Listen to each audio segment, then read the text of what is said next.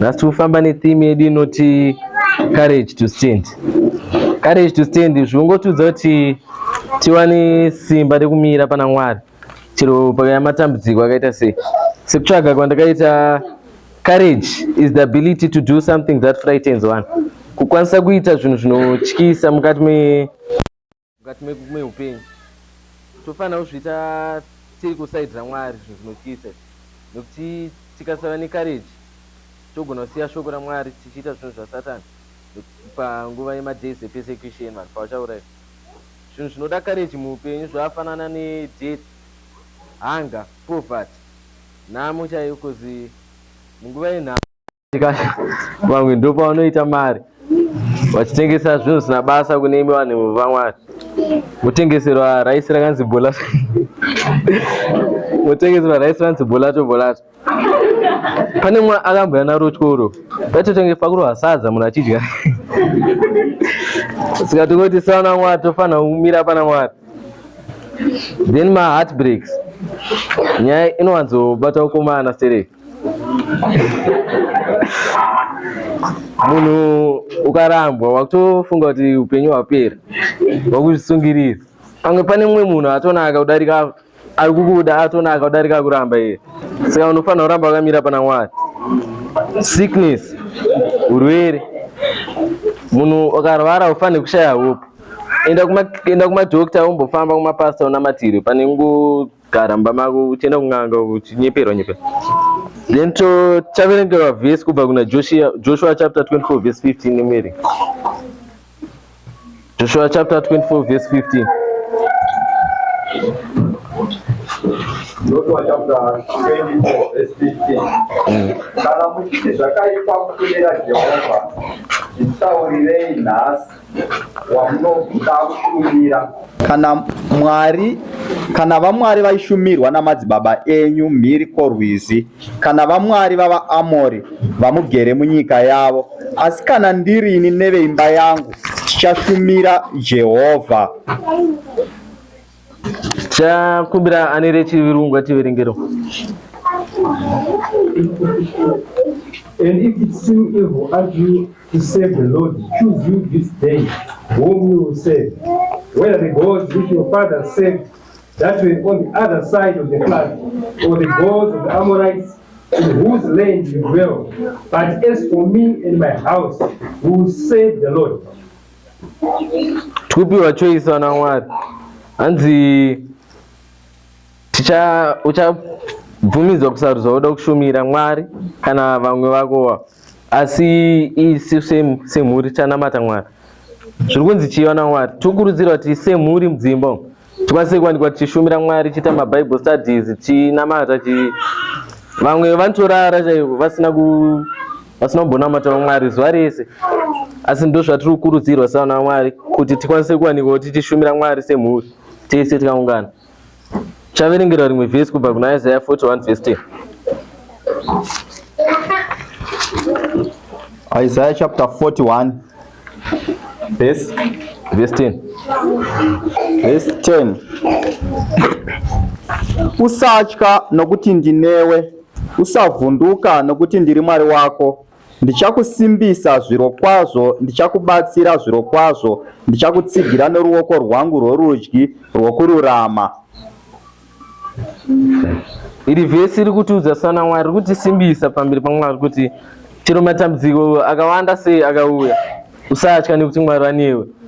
Vachakusimbisa pane zvese zvaunoita, vachakubata neruoko rwerudyi rune simba.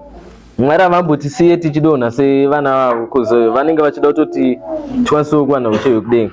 Saka tofanira kuramba tikabatirira pavari, tisatya uye tikwanise kuva neushingi hwekuita zvinhu zvakakura. Isaiah 43 verse 2 to 3. Isaiah chapter 43 verse 2 to 3. Kana uchipinda nomumvura zhinji ndichava newe, kana munzizi hadzingakunyudzi. Kana uchifamba nomumoto haungatsvi, nomurazvo haungakupisi, nokuti ndini Jehovha Mwari wako, mutsvene waIsraeri, muponesi wako. Ndakaisa Ijipita ruve rudzikinuro rwako, Ethiopia neSeba panzvimbo yako. Amina na Mwari. Vhesi iri kutiudza kuti anire chirungu ngamboverenga amvuti 43 verse 2 to 3. When thou passest through the waters of the sea, and through the rivers, they shall not overflow thee. When thou walkest through the fire, thou shalt not be burned. Then there shall be flame kindled upon thee. 3. For I am the Lord thy God, the Holy One of Israel, thy Savior. I gave Egypt for thy ransom, Ethiopia and Seba for thee. Vhesi iri kuramba richitisimbisa sezvatiri kuudzwa nemwe mavhesi. Ukaona mumwe akatsungirira kuita zvinhu zvakaipa asi uri kuda kutendeuka kuita zvakanaka. Hanzi chero ukapinda mugungwa haunyure nekuti ndinewe. Ukafamba pamoto hautsvi. Ticharangarira here Shadrach, Meshach naAbednego pavakakandwa mugomba pavakakandwa moto but havana kutsva. Vakatsva ndo vaitokuchidzira moto wacho vachitsva vari kunze asi vari mukati vaisatsva nekuti vanga vana Jesu. Saka savana Mwari ngatirambe tikabatirira pana Jesu, pana Mwari tiite zvaanotiudza. Mumwe muimba anobva tindenge ndamwatisa tovhunduka chii. Isusu apa tiudza kuti tiyedu iBhaibheri. Ngativerenge shoko raMwari tikwanise kumira nezvatinazvo. Saka tikaverenga shoko raMwari tokwanisa kuovhakama zvinhu zvinouya kumberi. Nekuti kana Jesu chaipa aiedzwa naSatani aimuvhurira magwaro zviri muBhaibheri. Saka tifanira kuverenga shoko. Naizvozvo ndichasiyirawo Samson. Mangwanani akanaka chechi. Tichiendera mberi netopic yedu courage stand. Tichakumbirana Bhaibheri shona ndivhuriro Joshua 1 verse 6.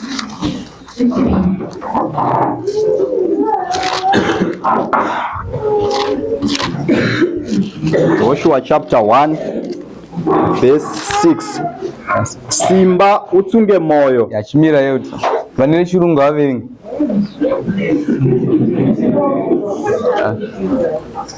Joshua 1 verse 6. yachimira.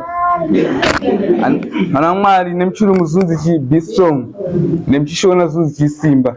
Saka netopic yedu zvikuenderana kuti hanzi nyange ukapinda matambudziko akaita sei nasei, nyange ukafirwa, nyange ukahariro, hanzi unofanira kuramba wakasimbira pana Mwari. Tichakumbira Bhaibheri shiona futi tiverengero Ephesians 6 verse 10.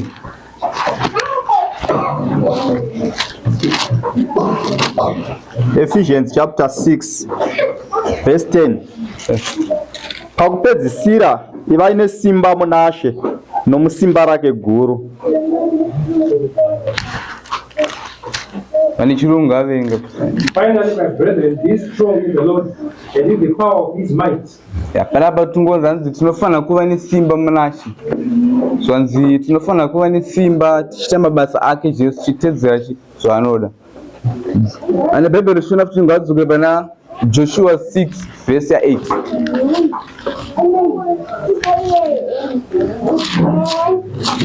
Joshua chapter 6 verse 8. Yes. Zvino Joshua wakati ataura navanhu vaprista vanomwe vakatumira. Joshua 1 verse Joshua 1 yes. 1 verse 8. verse 8. Bhuku iyo murayiro haifaniri kubva pamuromo wako, asi unofanira kuirangarira masikati nousiku, kuti uchenjere kuita zvose zvakanyorwamo, nokuti nokudaro uchazviwanira mufaro panzira yako, nokubata nokuchenjera. Verse 9. Ko handina kukurayira here? Simba utsunge moyo, usatya kana kuvhunduswa, nokuti Jehovha Mwari wako unewe kwose kwaunoenda. Vana Mwari panapa tingonzi usatya. Unoziva vanhu vari munomu vese vanotya. Pakauya munhu ane pfuti apa, vanhu vese vakanzi ite zvakadai munobvuma pananoramba. Nekuda kwekuti muri kutya. Zvikanzi kuvhunduka, zvikanzi vana Mwari musavhunduka, zvikanzi Jesu anemi. Tichakumbira vengo Isaiah 43 verse 1 to 3.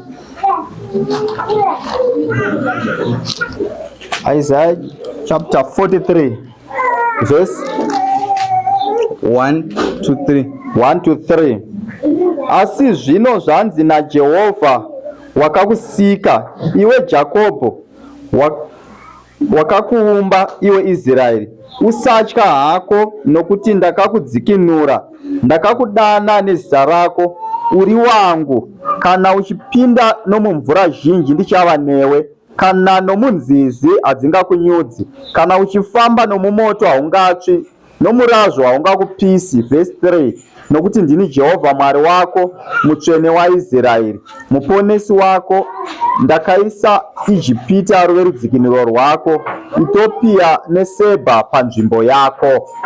Panapa tikuona vhesi rinobutsira kuti hanzi nyangwe tikapinda nomumvura zhinji hatinganyuri, nyangwe tikapinda mumoto hatingatsvi, nekuda kwemhaka yekuti Jesu anenge anesu pese patenge tiri, uye Jesu haangatisiyi tichega.